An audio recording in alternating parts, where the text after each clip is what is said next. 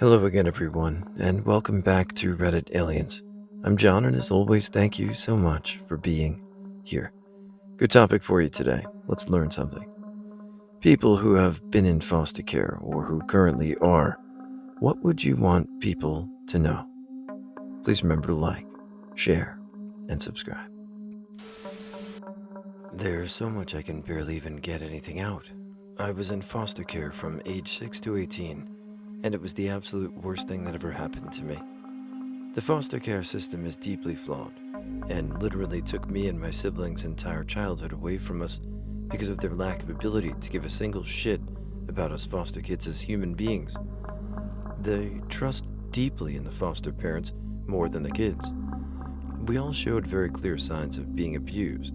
We had no medical records because we were never taken to the doctors or even a dentist.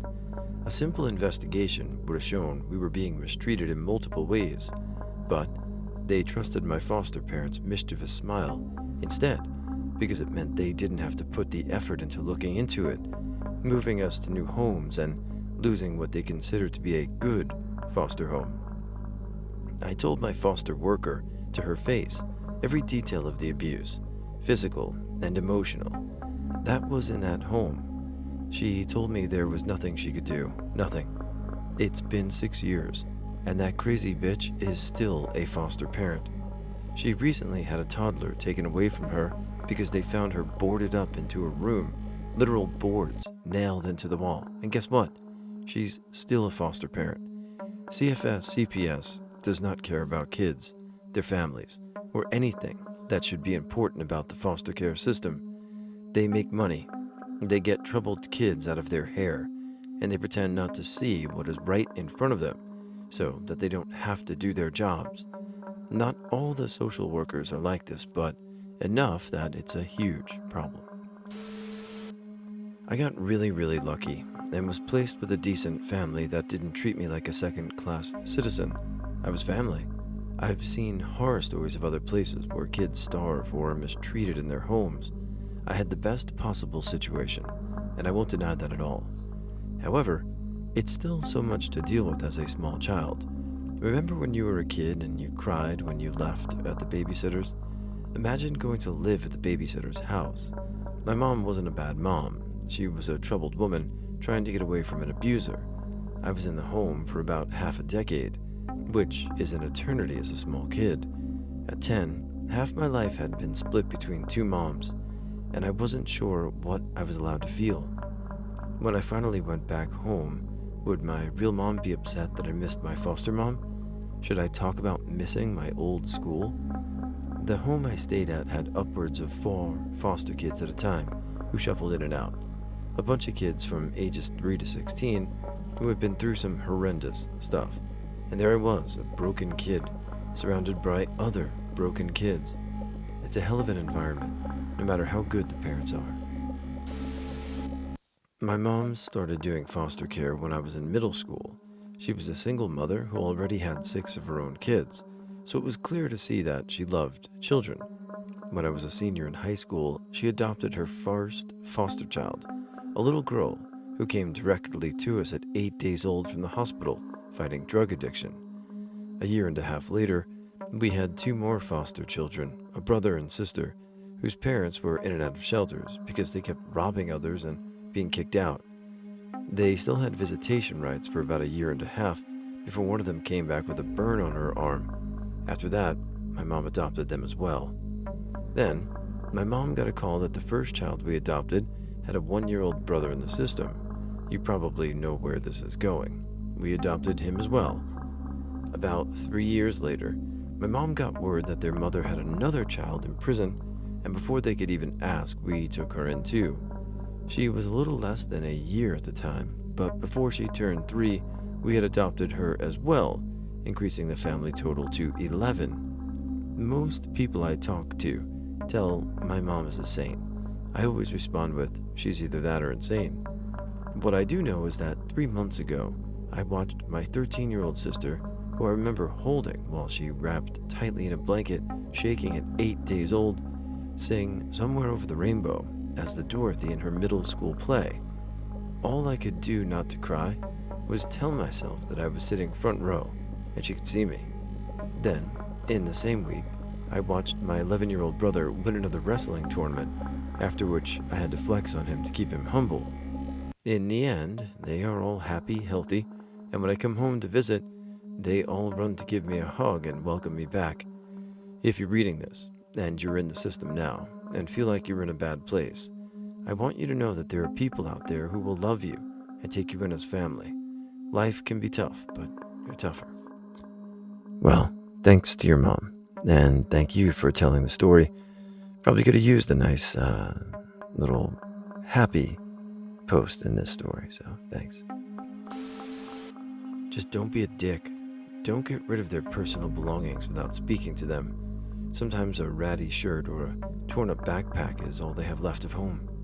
A lot of foster youth have experienced trauma that may or may not affect their behaviors, which is something you have to acknowledge and understand. When a kid does something that seems to make little sense, analyze their actions and try to determine what is going on rather than jumping to the conclusion that the kid is bad or that they're trying to upset you. Additionally, speaking of bad kids, when working with multiple kids, don't idolize one and speak poorly of the others, and don't make assumptions. I was a good kid. I didn't get into trouble and was quiet and got good grades. When I was older, however, they struggled to find a placement. Once I interviewed for a home, kind of. The social worker just brought me to a house to meet the family. But when the family met me, they flat out said openly that I couldn't live there because, as a foster youth, I would clearly try to seduce their son, 15 to 16-ish, despite the fact that I was 12, I think, and had no history of acting out sexually. When I did get placements, because I got good, the foster parents would often speak poorly about the other children to me or around me.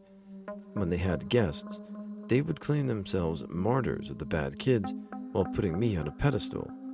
While they may have thought they were helping me or raising my confidence, it did not help me trust them, and certainly didn't help the kids they bitched about.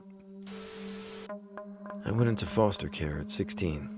My mom had been beating me to the point of breaking bones for years. I have an elementary school pic where I have a black eye from her. I do not know why my mom doesn't like me. She started beating me when I was 4, so I don't think it was me. When I went into high school, it got a lot worse. She started checking my hymen every month or so to make sure that it was still intact. She was obsessed with the idea that I was a slut, despite never kissing a boy. I was AR'd when I was 16, and my mom had my dad drop me off at the youth homeless shelter that I usually stayed at, but this time they refused to pick me up. CPS had known about the abuse for over 9 years and never did anything. My parents are rich and white. My dad is a government official. My mom was so abusive that CPS had asked her to complete a parenting class when I was 13. She got kicked out the first week for bullying the instructor and the other parents. CPS still did nothing, literally, until they refused to get me. Now that you know my background, know that every foster kid has a tragic story. It might look different, but no matter what the situation that led to being separated is traumatizing. I already had complex PTSD at that point. I didn't act out. I was the type to freeze and fold in on myself. I never hated others, I only hated myself. I was weird, but it was because I had been so neglected. I didn't know how to shower properly or brush my teeth, and I ate with my hands sometimes. I lived in the shelter for a few months until I was placed 2 hours away in a town I had never been in. My foster mom was deeply religious and heavily involved in her church. In fact, the foster agency that I was placed through had a mandatory religion policy. My first day there, I forgot the foster mom's name. I was told just to call her mom instead. It made me feel sick, but if I called her by her first name, the family would get mad at me. When I asked if I needed to go to church, I was told that if I didn't, I wouldn't work out in the family. Church was really triggering because that is what led to my mom's sex crusades. I was too afraid to be displaced. Once an older kid is displaced, they often don't get placed again. Displacing also puts you up to the risk of being abused worse. 60% of the underage sex trafficking industry is fueled directly from foster care. I threw myself into religion. The church taught that God sometimes has to break someone in order for them to finally follow him. I remember laying at the altar, sobbing, begging God to forgive me and decide that I had been broken enough. The other foster kids were quickly reunified, so I was alone. The church gave my foster mom an excellent way to abuse us.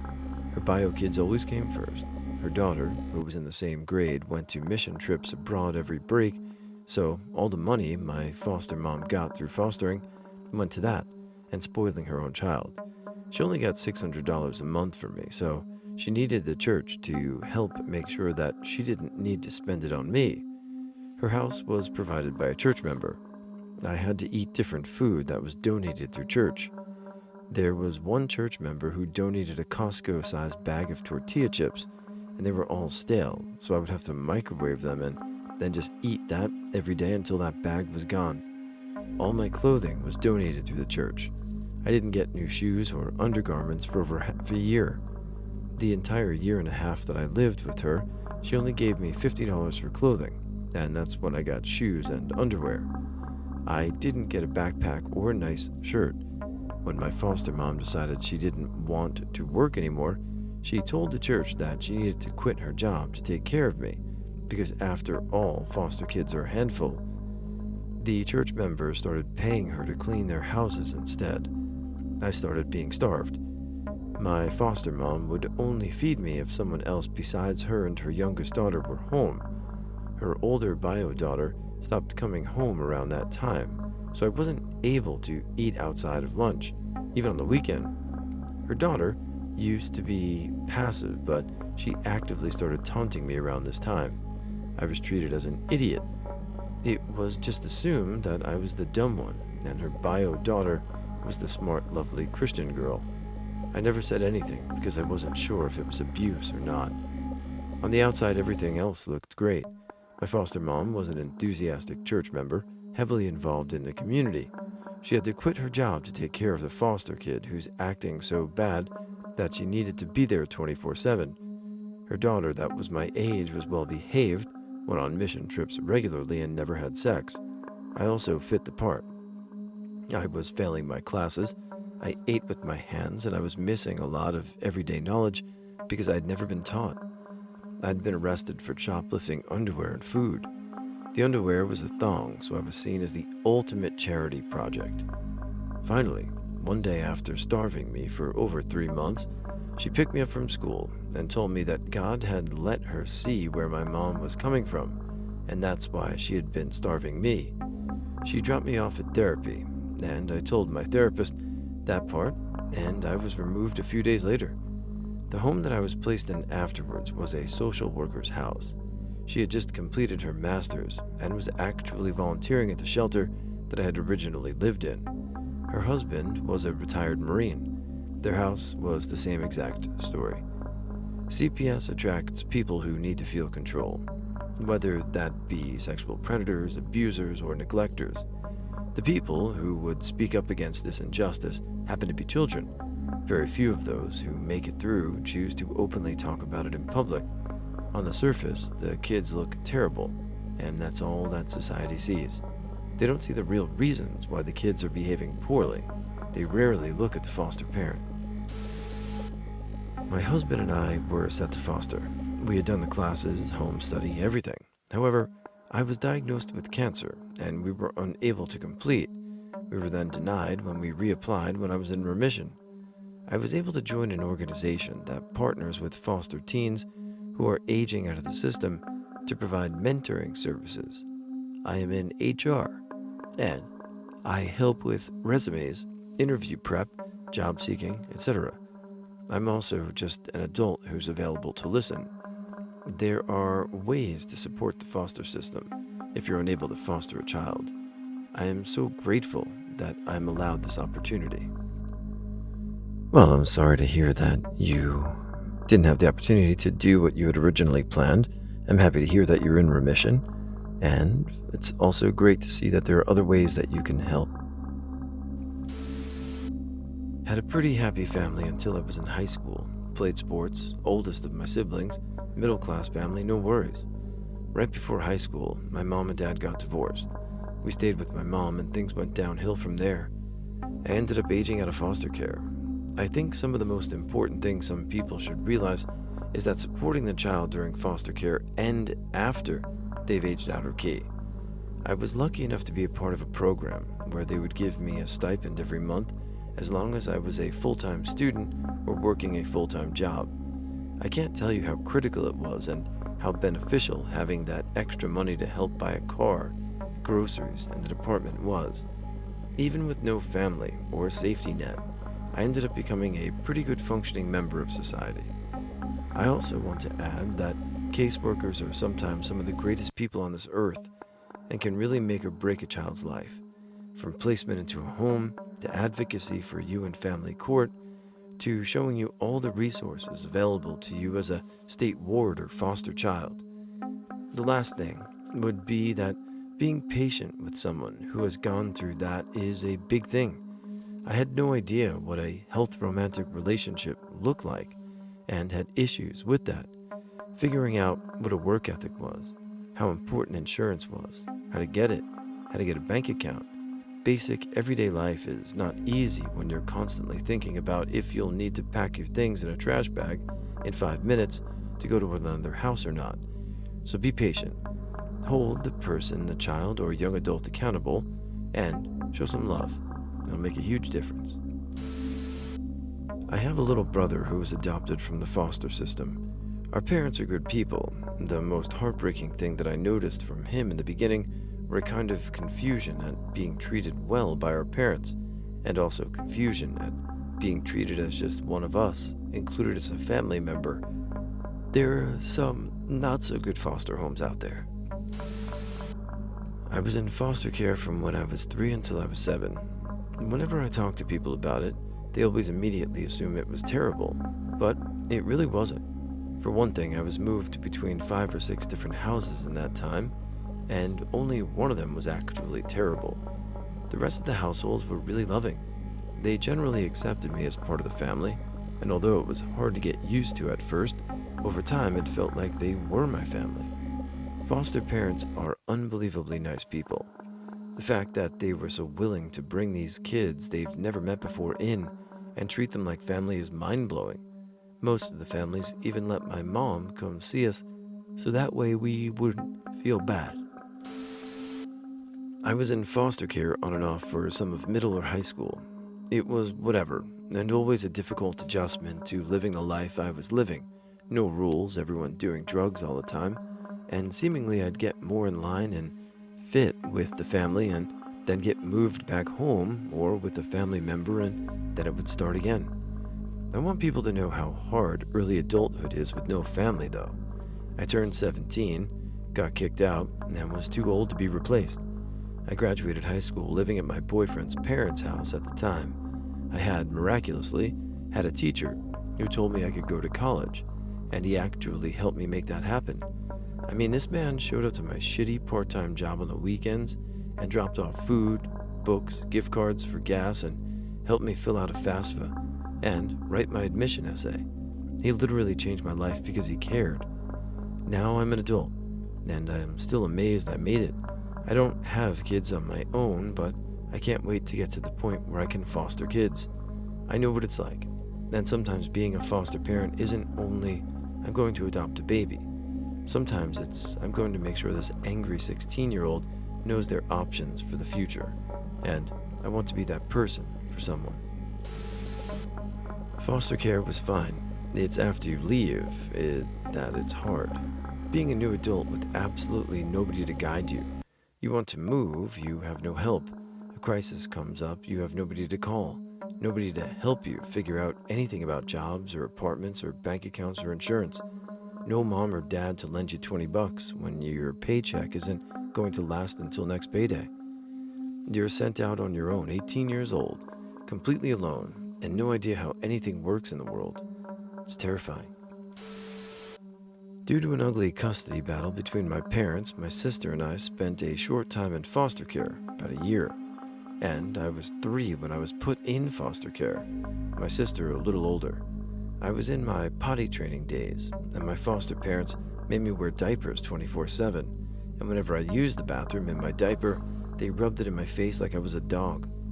Then, also while I was there, I got chicken pox really bad, and they refused to take me to the doctor or get me any kind of cream to help the itching. Just let me suffer.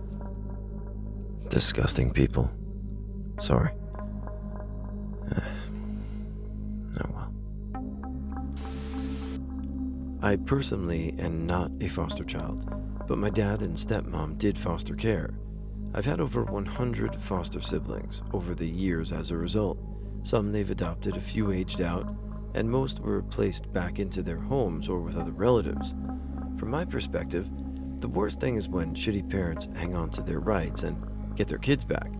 They clean up their act just well enough in the state's eyes, but really nothing has changed. The kids then wind up back in the system, or even more effed up than before. Some parents really do change for the better and become fit to parent. It's just the ones who don't that make it hard to watch.